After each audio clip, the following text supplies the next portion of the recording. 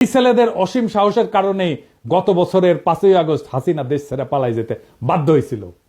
এই ছেলেগুলো তখন রুখে দাঁড়ালে আজও হাসিনা মসনদে থাকতো, খালেদা জিয়া আজকাল জেলে থাকতেন, আর আপনাদের অনেকেই গুম হইয়া আয়না ঘরে থাকতেন, কেউ কেউ মারাও যাইতেন ক্রস ফায়ারে।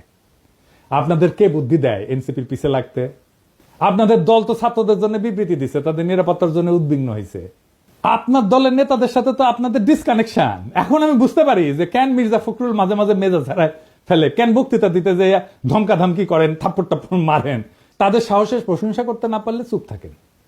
ওরা হুমকি সত্ত্বেও ওখানে যাওয়ার হিম্মত দেখাইছে। হামলার পরেও তারা সমাবেশস্থলে গেছে, বক্তৃতা করছে, মুজিববাদের বিরুদ্ধে স্লোগান দিছে।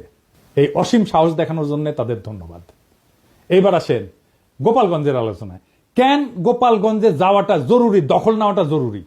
আসেন এই বিষয়টা আলাপ করে বুঝি। 1971 সালে 16ই ডিসেম্বর বাংলাদেশ স্বাধীন হয়। এটা আমাদের বিজয় দিবস। আমরা জানি যে ওই দিন আমরা পরাজিত করতে পারি, পাকিস্তানি বাহিনী আত্মসমর্পণ করে। 1971 সালে বাংলাদেশে পাকিস্তানি ভাবাদর্শের পরাজয় হয়েছে। তারপরে বাংলাদেশে পাকিস্তানি ভাবাদর্শে